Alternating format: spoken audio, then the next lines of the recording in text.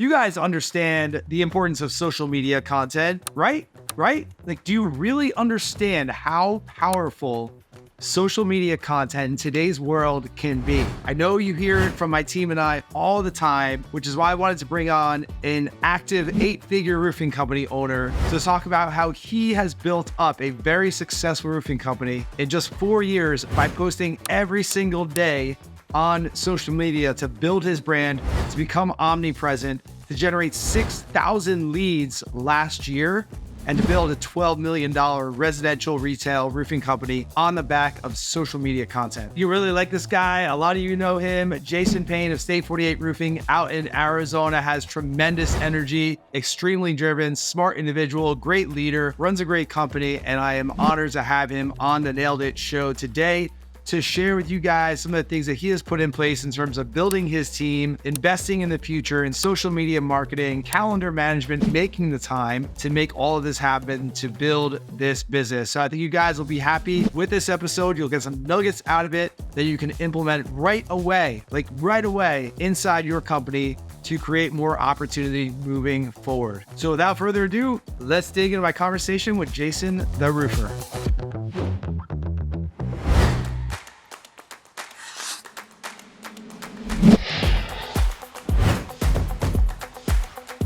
All right. What's going on, Jason? Great to be with you today on the podcast on the Nailed It show. How you doing, man? Joseph, what's up, my brother? How are you? I'm doing excellent. Yeah. It's been a couple weeks since we were out there in Arizona at our workshop. Thanks again for coming to the workshop and engaging and doing some video content there. Hope you guys got a lot of value out of that. Absolutely, man. Yeah, it was much needed, especially in the roofing industry and retail. It's definitely a niche that most people don't look into. They see it as a liability, not an asset. So I'm glad you guys came over. Yeah, there are a lot of, we were encouraged. A lot of companies that are really embracing, they're already embracing marketing. Obviously, you being one of them, there's several others. So that's always really good to see. You know, we're always learning and improving and growing and leveling up and trying new things.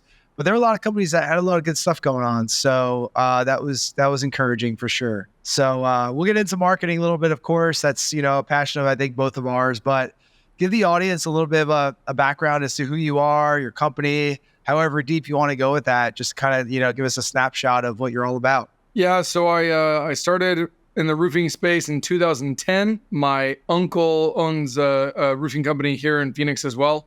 And he said, hey, do you want to come run my production team for me? And I said, well, I was like, I know nothing about roofing. He's like, not a problem. He's like, you speak Spanish, you have a clean driving record, and you have good work ethic.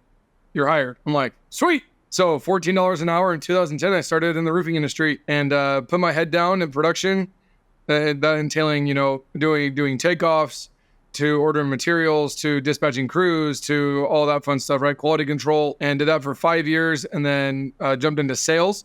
And did sales for about 3.5, almost 4. Wanted a bigger slice of the pie, and my uncle said, no, thank you. So we parted ways for a year. And so I'm about 9 years in, and I was terrified to leave, but went to do outside sales for another roofing contractor and crushed it there and got myself confidence back, knowing that I am my own brand. Did that for about a little bit over a year, 13, 14 months before I bootstrapped and opened up State 48 Roofing. That was in August of 2019. And then from August 2019 until now, we got 91 employees. We did $12.7 million last year, 13 crews, 10 sales reps, and we're kicking it. We're growing by about 20% per year every year right now. So, wow, 91 employees. That's a number that jumped out to me. All impressive numbers, but that's huge. All W-2. Does that include crews as well, or how do you get up to 91? All W-2 employees, every one of them. Wow, amazing. Okay, cool. I want that control. And I close deals all the time with people like, what are your crews? And, we sub them out, 1099 versus W-2. People love, especially here in Phoenix, they love knowing that they're your employees. They're not a subcontractor. So yeah, absolutely. What do homeowners love about that? The biggest thing is when it's subcontractor. Now, this is Arizona, and this is a stereotype. It's not a racist comment. Just they're like, they're illegal Mexicans or Guatemalans, and they don't, they can poof disappear. So your warranty poof and disappears with them. Even though you as the owner are warranting it, a lot of times the trust isn't there, the quality control isn't there because the expectations are not the same. It's like, hey, here's a 30 square, OC Shasta White, go get them. And you don't know how good of a roofer they are. You get that peace of mind. You can control the crews. You can control where they go. I can literally say, hey, don't go here today, go here tomorrow. Whereas 1099, I mean, you're basically just, you're on the waiting list with 4, 5, 7, 10 other roofing contractors that want those guys' services. So a lot of control of, people leaving and coming back to job sites, right? People hate that. Whereas like our guys go and they stay there and they never leave. They once they're there, they never leave and go do another job and we'll come back in a couple of days or disappear for a week or two. And so it gives them that peace of mind. Love that. Yeah, I love the way you frame that, because a lot of roofing companies out there will say, if they do have the in-house crews or in-house labor, production, whatever it is, like they'll say that maybe in their marketing or their sales presentation, like, oh, we have in-house crews, but they don't go deeper and explain why that's a benefit to the client. And, sometimes the client might know that already, but you really like to spell things out to them, right? So that goes into marketing. Like we can talk about all these different things, but unless we frame them in terms of how does that help our clients win? How is that a benefit to our clients? Then we should not assume that they're going to know that, right? So it helps with selling the job for a higher price too. Be like, hey, I have to charge you a little bit more because I'm paying labor burden. I'm paying workers' comp, right? Like I personally pay $30,000 a month at least in work comp alone, right? If you're a 1099, you don't have to pay any of that, right? And so you actually make more profit as a roofing contractor, but I prefer to pass that additional cost to the homeowner. But I give them that reassurance and just it's an offer stack. Some people use that. I think it's a crutch. I use it as an asset to close the deal for a higher price. Absolutely. Love that. Awesome. Did you start that from day one, or is that something you grew into? No, day one, my uncle did it for 9 years. I didn't know anything different. He did sub out like a foam crew or here or there. I mean, if we're doing like a massive job where you're talking like thousands of squares, we'll obviously get some additional help. But apart from that, our normal, residential retail stuff, it's all in-house guys. So. All right. Fantastic. Cool. I definitely want to dig into the marketing, but like the business geek in me, I really want to know, like, what's your structure look like in terms of managing, leading that many people? How does that, like, do you have a leadership team, like at different like departments in your company? I'm always curious as to how that is structured. Yeah. So Jocko Willink's book, Extreme Ownership, right? The 7-to-1 ratio, 7 employees for one manager. And so that's what we do. So I have a COO, I have a production manager, and below him I have 5 superintendents, and then they have the 13 crews underneath them. I have my sales manager, I have an assistant sales manager now, and I have 9 reps underneath those guys. I have a marketing manager and a gal or 2 underneath her as well. Roofing contractors take shortcuts, and they do not believe or do not want to invest in that middle management. They consider that middle management dead weight. And I use that as a selling point. Quality control is they're going to be a supervisor on your job. A superintendent is nothing more than, they call it the foreman, I guess, in roofing, right? It's just the leader up on the roof. But like, who's coming over to make sure that it's done right? Who's checking up on that crew, right? Who's making sure that the yard is clean and that the homeowner's questions are taken care of? There's a huge language barrier here in Arizona, right? Speaking Spanish compared to English. And so we have 5 supers that go and do quality control and manage those projects to take care of the crews. And that's been my biggest superpower, I guess, if you want to call it, is having that middle management. It's expensive. I mean, it just is, but it's also another way to close deals because a lot of people don't want to invest in that, and they stay small. They don't want to invest in. And that's another truck. That's another gas card. That's another insurance. That's another, $50,000, $70,000, $80,000 a year position. And they don't want to deal with that. But I'm like, dude, but knowing that I can have every single one of my jobs checked on every single day, because we're doing 15 roofs a week, 40 to 50 repairs a week as well. And so that's been kind of our biggest thing there, is making sure that we can maintain that quality control as we're growing and scaling. You have to have that supervision. So. Oh, 100%, man. We work with so many roofing companies all over the country, and we see that, right? It's the owner, and then it's just sales guy, 1099 sales guys, outsourced crews. And it's really a fragile business model, and you give up a lot of control. So I love that. No doubt. That's why you have a 4.8 Google rating with 360 reviews. That's awesome, man. That's really cool. I'm sure you're really proud of that. Is that something that you invested in from day one? Is that level of management, or is that something that you added when you got to a certain revenue level? There's metrics and there's a way to measure it as you go. But that was a non-negotiable for me because that's something that my uncle's company didn't have. But I was the production manager, and so that's what I struggled with. Was I wanted that person underneath me, and we don't have the money for it. We can't do it. It's a waste of money. You'll figure it out, or they're fine. If they have any problems, they'll call us.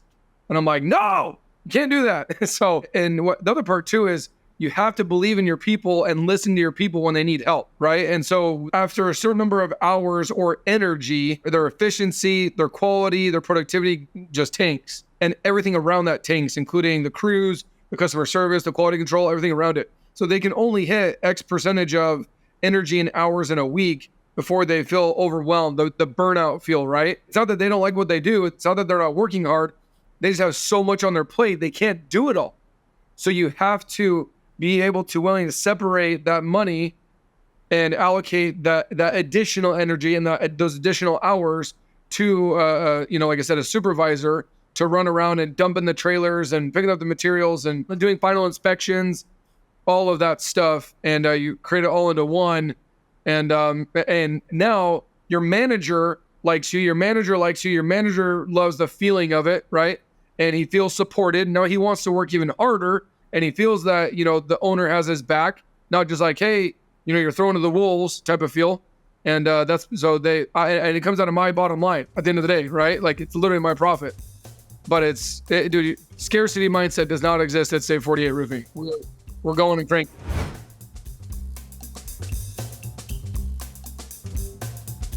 All right. Well, in the interest of time, I'll just jump right back in. So you're talking about the middle management, it's hitting your bottom line. I was actually going to get into that. So Jason, I think that's something that a lot of business owners might resonate with what you just said. Like, yes, I need that site supervisor. I need that foreman. I need that level of middle management because I'm the owner and I'm putting out fires all day. I can't scale myself. I'm hitting the ceiling. I can't do any more. But I feel like a lot of it, I see this, not just a feeling, like I see this in the industry among our clients as well. They don't invest in that middle management because either they don't know their numbers, like they don't know their financials. They're maybe not making the profit that they think they are, and or they don't want to take a lesser salary or lesser distribution. They want to make more money personally, go out and buy the truck, whatever. And so they're taking too much money out of the business and not reinvesting it back into the business. I know you do some business coaching, consulting, you host events and things like that. So you have a pretty good snapshot as to what goes on in different companies. Is that what you're seeing as well? Or like, why don't more companies do that? Invest in more people? Yeah, I think it really comes down to the programming. And by programming, I mean the way you were raised. Like, for example, my dad, been in the flooring industry for 43, 45 years, still works. He's like 65-ish years old. Been doing it since he was 20, right? But he's still working, still doing it. Doesn't have that middle person. He orders the materials. He does the sales. He still does everything. Makes killer money. But if he's not working, he's not making any money. Right. And so it's like, what point do you, like the Tommy Mello, you guys know what Tommy Mello is, right? At what point do you just stop? You turn your phone off and go away and leave your business. Does it die? Does it thrive? Does it stay stagnant? And the other part too is, I think that one of the biggest things is people don't see their businesses as sellable. There's no exit. Nobody plans for an exit, including myself, until like 6 months ago did I really truly think of like, do I have an exit? What does an exit look like, right? Because once again, going back to my uncle's company, he just closed or sold his business this year for pennies on the dollar, right? And I've had mine for 95 years and mine's worth 2 commas more than his. And that's the frustrating part, that I think the people, the scarcity mindset, they have control issues. They don't want to let go of control, and they're scared of making that next dollar, selling that next roof, that they like, I don't know, I'm going to pay for that employee, that supervisor. If they're not swinging a hammer, they're not making any money. And if that sales rep sells, then they get a commission, right? And so there's no direct money attached to it, because if he sells, he gets a cut. If he doesn't sell, he doesn't get anything.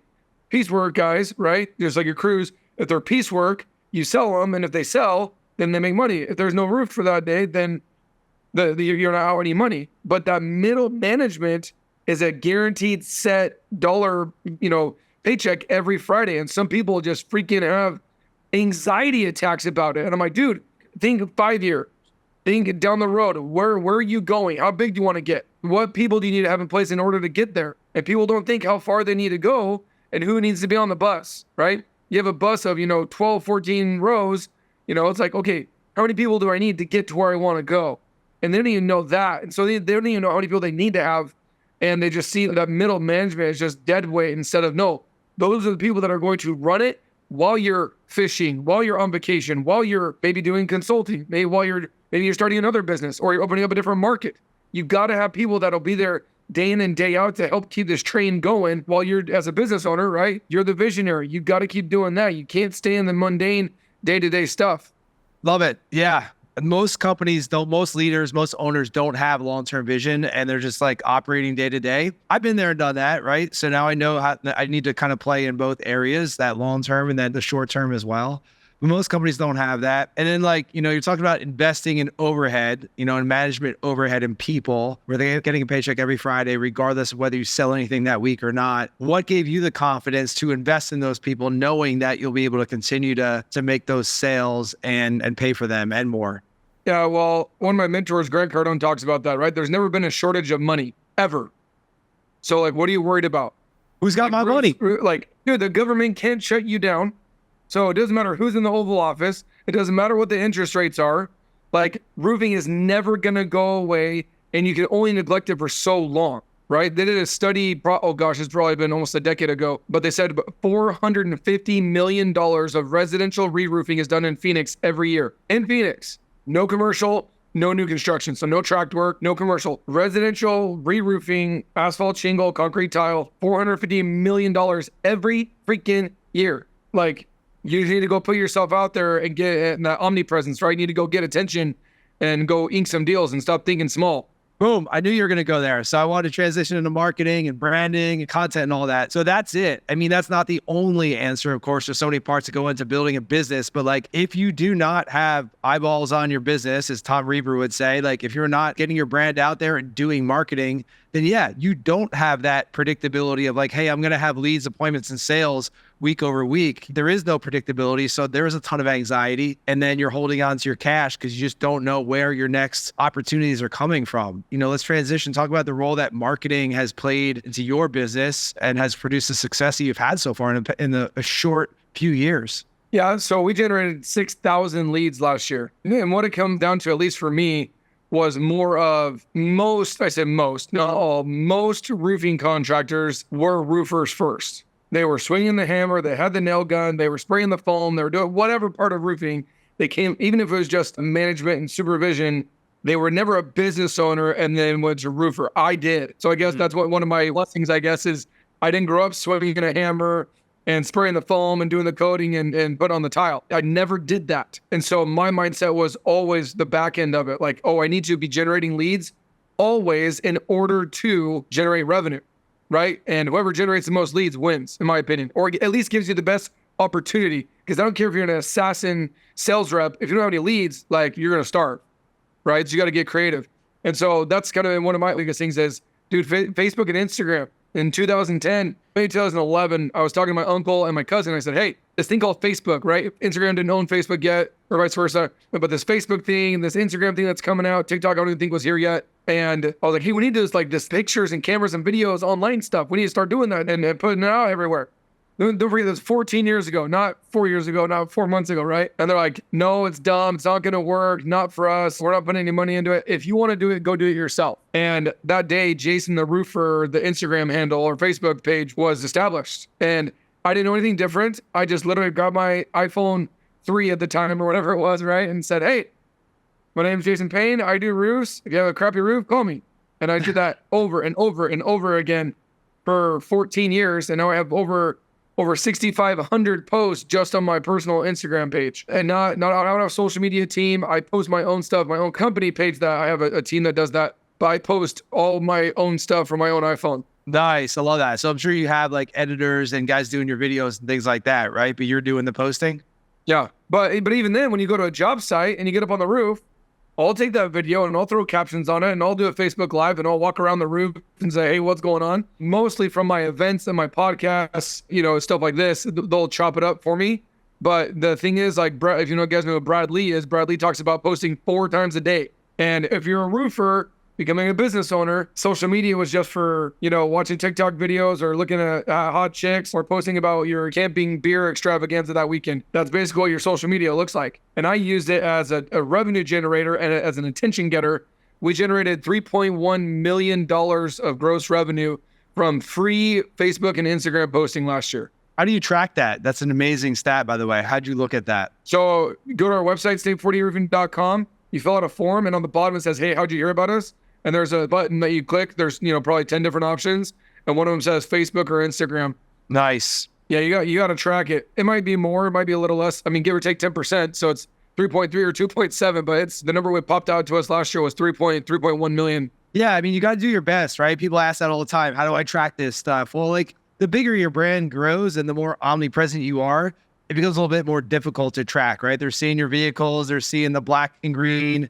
I don't know if you have billboards, whatever else you're doing, their job sites, social media, Google. So people are doing their research. They might see your brand 10, 20 times before they fill out that form on your website. So it's tough. It's hard to track it down to like the dollar in a day, but you should have as good of a handle on it as you can, like you said, with a variance of 10% or whatever that might be. That's awesome, man. The part that bugs me with that though is I feel like people get so focused and stuck on, I had to track this. What's my ROI? If I don't have an ROI, I'm not going to do it. Or if my ROI isn't good enough, I'm not going to do it. Like, dude, you don't have any freaking momentum and you're still a slave to your business. Do everything, sponsor everything, invest in everything, get your crap out everywhere. Like, have that be your mindset and that be your goal. And then as you get bigger, then you can invest in certain platforms and software to track stuff. But guys that are doing, I had somebody who was talking, one guy that I coach, he's actually another roofer, and he's like, dude, he's like doing this and this and this. And he did like 1.5 last year. I'm like, bro, you don't have anything to track. No offense. But I'm like, you got to be like humming and chumming before you want to like start tracking where should I put my advertising dollars? I'm like, dude, you put everything into everything right now, and you got to go harder in the paint. Then as you get bigger, you can start to track that and really become a sniper. But right now, as you're growing, you need that, like I said, that omnipresence. We call it the shotgun effect. You need to shoot a shotgun. You need those BBs going everywhere, because if they don't know you, they can't floor you, as the great Grant Cardone says, right? So no doubt Jason is a marketing-minded roofing company owner. He started back in 2010, 14 years ago, with video, with content, social media, all of that good stuff. Now, I get that not everyone is as marketing-minded as him. Not everyone understands how all of this works, which is why Contractor Dynamics exists as a business. What we do all day, every day, is we train roofing companies, just like State 48 Roofing, on how to build and run their own marketing, how to create content, how to be consistent, how to put out different types of content every day, how to grow your following, how to grow your reach, how to generate leads and appointments and sales from social media, and much more. We're a marketing and education company. We educate you on how to do all of that yourself. So as Jason said, you need to take control over a lot of this marketing, because you can't outsource it and rely on someone else to do it for you. It's got to be you. Even the big guys like Ed Milet, Grant Cardone, Gary Vee, those guys are still posting their own content, and you should too. You're not too busy to do that. So if you'd like to learn any more about what we have going on here at Contractor Dynamics, different marketing training programs, the courses that we have available to roofing and contracting companies, head on over to contractordynamics.com. Click the link below, go to our website, book a call there, check out what we have to offer, and I look forward to chatting with you to help you level up your roofing company as well. Back to the talk with Jason. Yeah, man, I love that from that reel that we did. Yeah, absolutely, man. And it's like, I feel like there's people that are like, oh, I can't track it, so therefore I'm just not gonna do it. They sit on the sidelines, they don't get into the paint. And yeah, I mean, you're right. You got to start, you got to get the reps in, because it's not going to happen overnight. You will get the ROI, which I would argue is infinite. Like building a brand, like there's infinite ROI in that if you do it long enough. So you coach a couple guys and you host events and things like that. Like, what do you tell the guys that, just starting out? They didn't start back in 2010 when everything kind of came out, but they're just starting out now. What do you advise as far as social media? As far as social media, so I would recommend, if you're just starting out and you're like milk versus steak, right? So even just do one post a day, 1 or 2 stories a day. You always want to, I recommend at least 4 stories a day, 4 to 10, but at least 4 stories a day, because if you don't have any stories up, the mindset of everybody is you're not present, you're not active on social media if you don't have any stories, because a post, it stays on there forever, right? Stories are only on there for 24 hours, and 24 hours, they're gone. So if there's no stories, what does that mean? That means you haven't posted on social media. It would be a story. You might have 1 or 2 posts, but if you don't have a story on there, it means you haven't been on social media in 24 hours. And that means you're a unicorn. You're like a freak. right? Which is funny nowadays, but like, that's what it is. I literally see people and I see no stories, and I'm like, dude, where have you been? Like, did you go out of town? Did you fall in the lake? Like, what? Like, where the crap have you been? So not for personal stuff, but for business stuff, right? Like brand recognition, building your brand and your business. Like you need to always stay top of mind, right? Coca-Cola, Nike, these world McDonald's, these worldwide $1 billion conglomerates are still posting every single day. They're still there. Who doesn't know who freaking Coca-Cola is? And they still spend millions of dollars on commercials and social media and ads and all that stuff. Everybody knows who they are, but you got to stay top of mind always. Absolutely, man. And like, people are going to say, the objections, oh, well, who's going to watch my stuff? Well, people aren't watching your stuff every day or my stuff every day. But guess what? Like they're seeing your black and green in their feed every day, like I do, especially since, we met 3 weeks ago, whatever it is. Like I can't scroll more than a few flicks without seeing your mug with a black and green. I might not watch, I might watch one out of every 10 of your videos. No offense, everyone's busy, right? But that brand impression is just there, right? Just like in the background, you got the green shirt and that painting, right? That brand impression is so big. We have a client here up in New York and they're black and red and white and they're posting every day. All their sales reps are posting reels. Like they've got it dialed in. I very rarely watch anything, but every single day, like they're just top of mind, right? And that's what it is, that top of mind awareness. I always say to people, like, think about the brands that you buy from. Think about the products and services you buy. There, you don't just see a single ad and say, oh, that looks good. I'm going to buy that thing. Or I'm going to enter my contact info. Like you're seeing them over and over and over again. And like, that's how everyone buys the same way. Totally. Yeah. So this necklace right here, it's a Spartan necklace right here, right? It came from an Instagram ad. But it wasn't just one ad or one time over. And I love the movie 300. It's one of my favorite movies. The whole, the Spartan philosophy, the story, everything. I eat, sleep, drink it. I love it. And because I'm talking about it, Instagram, freaking Meta and everybody else is like, hey, let's throw them everything Spartan related, right? Not just once. But that's the thing with social media, whether it's ads or organic, you can't just do anything once, right? You can't just ask your girl's number once or take her on a date once, right? Or it comes down to that consistency, right? The 3 T's that I teach, you have the mindset, then you have to have the implement, and then you need to be consistent, right? And the part what we fall off, especially on social media, is we don't stay consistent with our messaging, right? We go to one of Joe's events, right? Contractor dynamics, we get jacked up. We're like, let's post like crazy. Let's get all over the place for a week or 2 weeks or 3 days. Joe, your stuff sucks. It's like, I'm sorry, you did how many posts over 2 weeks or 30 days and you think you're supposed to quadruple your business? You're on crack, man. Like, it's a marathon, not a sprint. You got to have that mindset, like long term. Okay, if I post once a day, every day for 365 days, then come back to me and tell me you're not getting momentum and you're not closing deals. But until then, like, shut up. People usually give up too early. They give up too soon. Yeah, I love that. We say the same stuff. You say with a little bit more fire, which is why I love having you on here. So I appreciate that. On that note, Jason, I'm sure you hear it a lot. We hear it all the time. It's like, dude, yeah, that makes sense what you're saying. Post every day, be consistent. But dude, you don't understand. I am so busy. I don't have the time. Jay, what do you say about that? It's funny. Did you have the First Form backpack at the event? Was that yours? No, that's Sydney. Yeah, she had it. Well, Sydney. Okay. So First Form, Andy Frisella, 75 Hard, shameless plug. I'm actually on 75 Hard. I'm on day like 45 or 46, right? And I have people say, I don't have time. I'm like, dude, I'm married. I have 5 kids. I have 2 businesses. I have 91 employees. I have a $125,000 weekly payroll. And I work out twice a day right now. Like, shut up, man. And it comes down to just a mindset. I don't have time. No, you have time. You just haven't programmed your brain and mentally committed to make it a priority because you don't think it's going to work or it's going to change your life. Yeah, that's what it comes down to. It's just like working out, right? If I'm fat and overweight and out of shape, but I'm still getting laid and I'm still making money, I don't need to get in shape. Who cares? I'm getting laid and making money. But like, could you get laid more, or could you make more money, or could you get, and you lose that level of respect, right? This is an example. But that's what it comes down to, is really truly honing in on the mindset of, I don't have time. No, you do have time, because Elon Musk and Bill Gates and Warren Buffett and Joe Hughes and Jason Payne, we all have the same number of hours in a day, bro. You cannot buy, if you're a billionaire, you can't buy 44 hours in a day. You only get 24.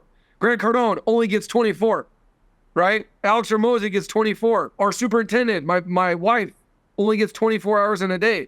So it's what you do in those 24 hours and your prioritization from your mindset of what to do with those 24 hours. You just don't think it's going to work or going to make you any money, so you don't do it. 100%, man. Other people have figured it out. You're not unique. You might think you are, but you're not.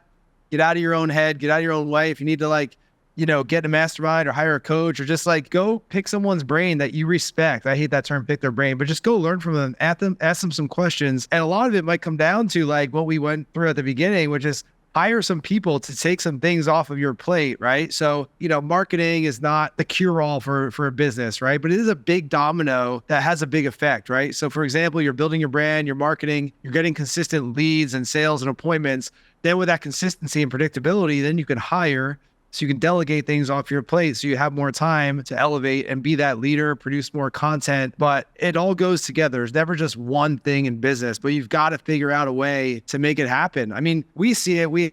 Elizabeth had a sales call with someone on Friday. And so I recognized the name. It popped up in our CRM. I'm like, this dude has had 3 or 4 sales calls with us over the past 3 years. And sure enough, he has 2021, 22, 23, 24. So he's wanting help, and that's great. Awesome. But he's not taking action. So I said to Elizabeth, I'm like, lean into this guy a little bit more on the call and take charge and just let him know, dude, I don't want to have this call with you again next year. I want to help you. I want to figure out how we can help you get out of your own way, right? There's a lot of people like that just kind of they're on that hamster wheel and they never get out of their own way and they never grow. And I'm passionate about helping people grow because I've experienced that. I've been that guy who grinds 16 hours a day, who, I'm not able to take a vacation or I'm not able to work out or whatever. And I've gone through that where now I'm, you're never there, but I've learned and transformed a lot. And I want to help other people do the same. I think you do too, Well, is right. Yeah, so the hire and delegate is the number one thing I put into people's brains when it comes to coaching or consulting, not just roofing, but any small business owner, any blue collar. Hire and delegate.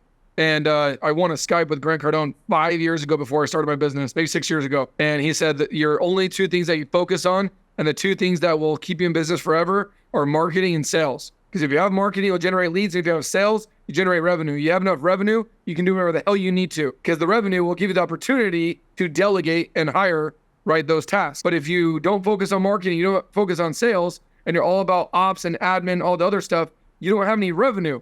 And he said, what is the, in any language, in any business on planet Earth, QuickBooks, right? Good old QuickBooks. What is the number 1 line item at the top? In bold, on every freaking P&L and every single QuickBooks balance sheet, you name it. Revenue. Focus on that number. If that number is juicy and fat at 365, you can solve so many problems if you're generating revenue. But you got to get the leads, right, via your marketing in order to get those sales. From there, everything gets easier if you have money in the bank account to make it happen. Yeah, 100%. I recommend that to everyone. Literally put it in your calendar, that revenue driving activity every day, every week, whatever that is for you and your business. It's about a year ago, 2023, about May, June. It was really June. We hit a really big lull in sales and it was super frustrating. Appointments were slow. Sales were slow for our business. I'm like, man, what the hell is going on? I know roofers are busy. It's, there's sometimes a dip, but I went back and I looked at my activity, my marketing and sales activity from April and May. I looked at my calendar and I'm like, man, I was traveling. I was doing all this other stuff. We were hiring. I wasn't focused every single week on revenue generating activity. And it didn't show up right away in April, May. It showed up in June, 30, 60, 90 days later. And so from that point on, every week I have at least 10 hours in my calendar where I'm focused on revenue generating activity. That's my job every day. We have a marketing director, Elizabeth does sales, but my job is every day, how do we get more leads, appointments, and sales? How do we build our brand? How do we get more people to know about us? Doing a podcast like this, it's not easy, right? I've got 7 hours of Zoom calls today, but I make sure I squeeze it in because there can't be a lull. This is we'll release this in 5 or 6 weeks, right? So we just got to make time. And everyone says we're so busy, you've just got to figure it out. Well, 2 things. 1, white on the calendar is of the devil, number 1, right? And number 2, promote. If you're not promoting your business, who is? And no offense, you're going to bank on your marketing manager, your marketing team to do that. It's Grant Cardone still promotes himself and he has 700 employees and he's personally on his own phone, Ed Milet, Bradley, Andy Frisella. They're doing selfies on their own freaking phone, promoting their brand, promoting whatever it is they're promoting, but they are doing it themselves. Apart from an entire marketing agency, marketing team, whatever, you have to be promoting your business every freaking day that the sun comes up. non-negotiable. You're on vacation? Cool. Tell people how you got on vacation. How'd you work your ass off to generate the revenue, to generate the leads in order to get on vacation? And make that a post, right? Post about your family, how grateful you are. And all it is you just, the momentum, man. Like you said, you went on vacation, you were traveling, you're doing some events. And so the momentum wore off. And then 2-3 weeks later, you're like, what happened? And those 2 or 3 weeks, it's like, well, you took your foot off the gas pedal of promoting and staying intentional about promoting your business. It's awesome that you recognize that, though, because small business owners don't know why. And they're just like, it's slow, or it's not raining, or there's no hailstorms, or whatever. It's like, no. Go back and look at your calendar and look at your activity. You're like, I don't deserve to be generating revenue or leads because I haven't put in the work to generate that revenue or those leads. You don't deserve it. Why do you think the universe would throw that to you if you didn't put in the work before then to get it? It doesn't make sense. 100%. I love that, man. So well said. Another Grant Cardone thing. I don't love everything he says, but like the 10X book, it's like, dude, you think you have to do this level of activity, especially if you're just starting out, you have to do 10X the level of activity that you think you need to. So if you want 10 appointments next week, like you better shoot for 100, right? If, Right. Jason's saying do 1 piece of content a day, maybe do 10. Or just use that concept and do 3 or 4 or 5. Like do more than you have to, especially in today's noisy world, man. Like social media is becoming more difficult than ever to like get that reach and stand out and grow your following and all that and get engagement. It's really difficult. So we need to do more activity than we think we need to make sure that we're kind of overshooting and we hit those goals. Then So we got the number one book that changed my life and changed my business, the 10X Rule. Love it. By far. Plenty of other good ones, but literally that book was the first book I read and the one that really just changed my mindset and everything in life, personally, professionally, financially. I make all of our team members read that book when they start with us. It's a non-negotiable. You have to read that book first. I love that. That's a great idea. That's one of those books that I'll pick up. Like I'm a big fan of like physical books. Like I have several books on my desk right now. I'll always pick them up. I'll read my highlights, read my notes. So I can go and pick up the 10X Rule off my bookshelf and spend a half an hour with it today if I want, and just kind of get a refresh on that. I'd like to share that with your team, because as the owner, like you're super driven. I'm very driven. Not every employee is going to be that driven and have that sense of like urgency every day. So I think that would help to kind of instill some of that sense of like, hey, we need to like continue to pour gas on this thing, Yeah, they're just not wired like we are. And that's not a bad thing. It doesn't mean that we're better than them. It's just some people, like I said, their upbringing, the programming, the way they were raised, the previous business they worked at, right? Or getting them on that same page, like, hey, this is the standard, read this book. This is how we're going to function as a team and as a business. And if you're not okay with it, not a problem, shake my hand, move on. If you're okay with it, then let's 10X, let's freaking go. Love that, man. Man, we could jam for hours here, but I know we need to wrap it up. We've got meetings coming up. So anything you want to share? I mean, this has been amazing. Anything you want to share with the audience that you didn't get to kind of chime in on, whether it's, promoting anything you do or, sharing whatever it might be. So I want to read a quote. We literally just talked about this today, but so my book is on Amazon, right? 8 Phases to 8 Figures. It's like $10. I only charge you cost for it. So if you want to read this is literally how I built an 8-figure business in 4 years from zero. No investors, no partnerships, no startup, no loans, literally just bootstrapping it from scratch. So number one. Number two, ironically, I'm on the podcast here with you today. Cody Sanchez, if you know who that is, shameless plug to Cody Sanchez, female business guru. I posted it today on my stories. The greatest muscle you can build is urgency. Decrease the time between having an idea and getting it done. Everything changes. I never thought about it that way. Like, that's massive. Yeah, I saw that on your story. I love her. She's awesome. And that's something I built over the past couple of years. Like, I'm not a high D in the disc profile, like not extremely decisive, but I built out that skill set of just making decisions faster. And, the guys I follow, some of the guys you mentioned, Gary Vee, like they're very quick at making decisions. And if you make the wrong decision, well, you just make another one to kind of like course correct or get back on track. So yeah, I love that. It's a great way to wrap it up. What are you excited about right now? I know you have a lot going on, family, businesses, all that sort of thing. What's one thing you're excited about right now? Dude, I love consulting. I love helping people in the blue collar space and just giving people hope, right? As I talked about one of my events, I was in Salt Lake City, Utah 2 weeks ago. And I was like, dude, give yourself permission to be a badass. Give yourself permission to grow a freaking awesome business, to make a shit ton of money, to make a huge impact on the world. a lot of us, like I said, because the people that we hang out with, that we're surrounded by, mostly it's family members, neighbors, church people, some school stuff, right? We're just like, dude, give yourself permission to be that number one roofer in your space or HVAC contractor in your city or in your town. Give yourself permission to go buy that billboard or to go get that truck or to go wrap that truck or go, like, give yourself permission to go get a six pack, right? Stereotypical roofers. We all have beards and we're all 50 to 100 pounds overweight. Like, go get, you and Beacon, put them in a room. There's what, freaking 50 of them in there. 80% of the room, 90% of the room, beards and 50 to 100 pounds overweight. Give yourself permission to be a freaking ripped roofing contractor and shave your face or have a beard. I don't care. But like, you don't have to be a fat roofing contractor. It's okay. It's okay to be in shape and be a roofing contractor. It's okay. I promise. Give yourself permission, man. Freaking jump.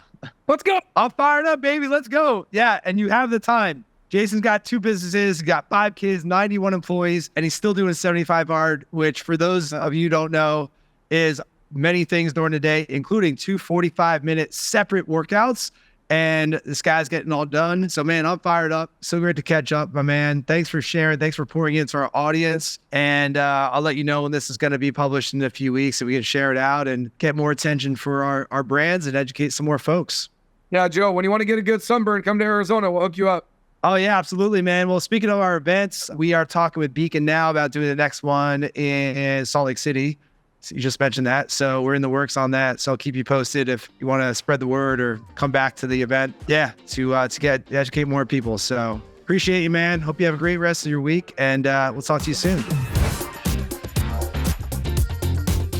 Man, I wish we could have gone on for a couple of hours. We both had a hard stop at that hour. Man, it was such a pleasure speaking with Jason, getting to know him a little bit more. I think we're really kindred spirits, although our personalities are a little bit different. We value and talk about a lot of the same things because we're both right. No, I'm just kidding. These are the things that have worked for him, right? So we could talk about what works for our clients, but I really want to bring on people onto this show, awesome leaders like Jason, who can just peel back the curtain and show you exactly what he's been doing over the past few years to build up his successful company. So please give him a follow. We'll tag him below. Go grab a copy of his book that he just mentioned. Make sure you're supporting him. Make sure you're supporting our content by subscribing to our YouTube channel to make sure that you get these videos every single week. We're putting out fresh content just like this. As always, we appreciate your time so much. Thanks for tuning in, and we'll talk to you soon.